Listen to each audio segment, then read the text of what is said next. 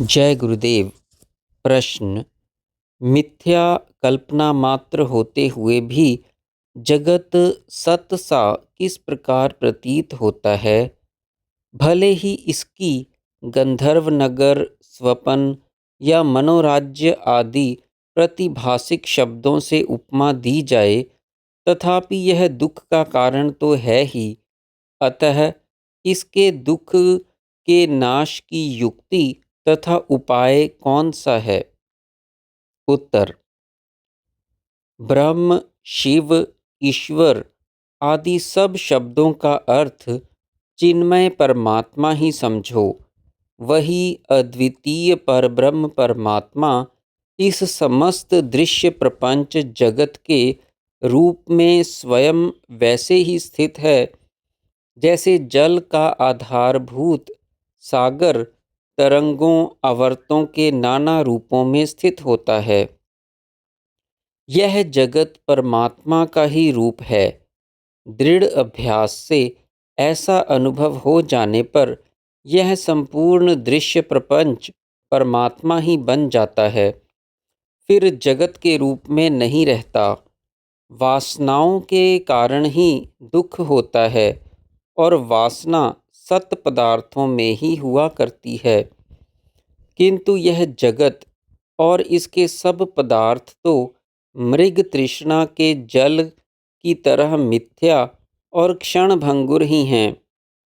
ऐसा जान लेने पर वासना कैसे, किसमें, किसको और कहाँ से होगी, और जब वासना ही नहीं तो दुख कहाँ? जैसे स्वपनगत मनुष्य स्वपन संसार को देखता है, वैसे ही सृष्टि के आदि में जीवात्मा मायामय जीवाकाश में अपने कर्म अनुसार शरीरों को देखता है। चेतन आत्मा के व्यापक होने से जीवात्मा जैसे स्वप्न में कार्य करता है, वैसे ही जागृत में भी करता है। जैसे शून्य रूप बेताल तथा आकाश कुसुम असत रूप होते हुए भी भ्रम से सदरूप प्रतीत होते हैं, वैसे ही यह सब दृश्य जगत वास्तव में असत होता हुआ भी भ्रम से सत सा प्रतीत होता है। यथार्थ ज्ञान से भेद सत्ता का अभाव हो जाता है। जैसे स्पंदन वायु का, शून्यता आकाश का, द्रवत्व जल का, दाह अग्नि का स्वभाव है, वैसे ही सृजन परमात्मा की चिन्मयता का स्वभाव है। यह जगत हमारा ही संकल्प होने से स्वयं हमारा ही स्वरूप है। यह जगत जिस स्वरूप का दिखाई दे रहा है, उसी स्वरूप का और सत्य है। उससे भिन्न इसका कोई दूसरा स्वरूप है ही नहीं। ऐसा जानने वाले मूर्ख के हृदय में ज्वाला के समान दाहक, कुत्सित, वस्तु अवस्तु संबंधी संतापदायिनी कल्पनाएं अत्यधिक उत्पन्न होती रहती हैं। आसक्ति और कर्तृत्व अभिमान से रहित न्यायपूर्ण अंतःकरण तथा इंद्रियों से जो कुछ भी किया जाता है, वह कर्म वास्तव में कर्म ही नहीं है। जो निरंतर सत्य स्वरूप ब्रह्म का स्मरण करता है, जिसमें सागर के समान समता विद्यमान है, जो तत्व ज्ञान के शिखर पर स्थित है, उस पुरुष का पुनर्जन्म रूप पतन नहीं हो सकता। वासना के त्याग, यथार्थ ज्ञान, प्राण निरोध और चित्त के संकल्प रहित हो जाने से यह दुखदायी जगत उत्पन्न ही कहाँ से होगा? प्राण निरोध और चित्त विनाश के बाद जो बचा रहता है, वही समस्त चराचर में महासत्ता के रूप में स्थित सच्चिदानंद घन पर ब्रह्म परमात्मा और परम पद है।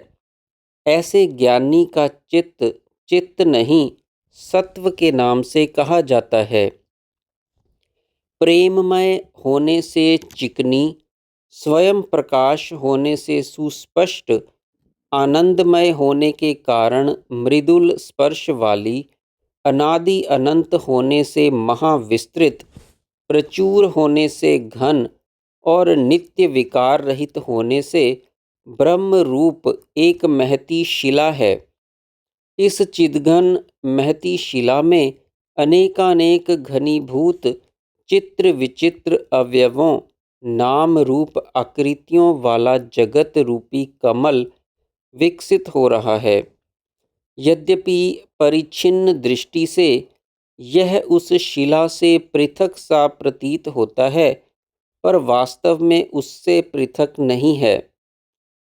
जैसे चित्रकार शिला में अपनी मनः कला के अनुसार अनेक आकार या चित्र खोदता है, वैसे ही चित्त रूपी चित्रकार अपनी कल्पना संकल्प से इस चेतन घन शिला में असंख्य जगत चित्रों को बनाता मिटाता आ रहा है, जो भ्रम से ही पृथक से प्रतीत होते हैं, परंतु वास्तव में वे चिदघन परमात्मा से पृथक नहीं हैं, तद्रूप ही हैं। पाषाण शिला अथवा काठ के खंभे में खोदे हुए वे अक्षर या चित्र शिला के विस्मरण से ही उससे पृथक प्रतीत होते हैं, परंतु उनके अधिष्ठान शिला काष्ठ स्तंभ का स्मरण आते ही वे सब तद्रूप ही दिखने लगते हैं। यह वर्तमान दृश्य जगत शिला में उकेरे या खोदे हुए चित्र तथा अक्षरों के समान है। भूत और भविष्य के जगत नहीं उकेरे गए चित्रों के समान उसमें अव्यक्त रूप से सदा सर्वथा स्थित रहते हैं, जो यथा समय चित्रकार की कल्पना वासनाओं के अनुसार खोदे या मिटाए जा सकते हैं। चिदघन रूप महाशिला में मन द्वारा चित्रित कोई भी देश काल क्रिया तथा नाम रूप उससे पृथक नहीं है। जैसे अनेक रेखाओं उपरेखाओं बिंदुओं के रूप में वास्तव में तो केवल वह शिला ही दिखती है, वैसे ही सृष्टि के असंख्य नाम रूपों में वास्तव में तो केवल चिदघन पर ब्रह्म परमात्मा ही दिखता है। कलाकार या शिल्पी में जैसे उससे भिन्न अभिन्न कला रहती है, वैसे ही परमात्म रूपी महाशिल्पी में उसकी कला रूप माया या प्रकृति होती है, जो सृष्टि काल में व्यक्त और प्रलय काल में अव्यक्त रहती है। जैसे लौकिक शिला में शिल्पी के वासना स्वरूप कमल चित्र आदि वास्तव में ना तो कभी उदित ही होते हैं और ना ही अस्त, इसी तरह परमात्मा रूपी चिदघन शिला में मनोरूप शिल्पी के वासना रूपी नाना नाम रूपात्मक जगत भी ना कभी उदित ही हैं और ना ही अस्त। जैसे मरु मरीचिका में मृग के भ्रमपूर्ण जल संकल्प से सूर्य की किरणें ही जल रूप दिखने लगती हैं, वैसे ही मन की नाम रूपात्मक वासनाओं के भ्रम से सच्चिदानंद परब्रह्म परमात्मा ही त्रिजगत के समस्त नाम रूपों में प्रतीत होने लगता है। वास्तव में ना कहीं कुछ पैदा ही होता है और ना ही नष्ट होता है। यथार्थ ज्ञान से वासना क्षय होने पर अपने यथार्थ रूप में जैसा सदा से था है और रहेगा, वैसा ही अनुभव में आने लगता है। जैसे अनेक आकार नाम रूप की बर्फ सूर्य के ताप से पिघलकर केवल एक जल रूप ही हो जाती है, वैसे ही प्रचंड आत्मज्ञान अग्नि से विश्व के अखिल नाम रूप पदार्थ अपना प्रतिभासिक अस्तित्व खोकर केवल मात्र परब्रह्म परमात्म सच्चिदानंद आकाश रूप ही हो जाते हैं। सहस्त्रशः घड़े कोठे रूप शरीर आकार बनते और नष्ट होते हैं, परंतु उनके भीतर बाहर व्याप्त आकाश रूप परमात्मा तो सदा सर्वदा एक रूप निर्विकार ही रहता है।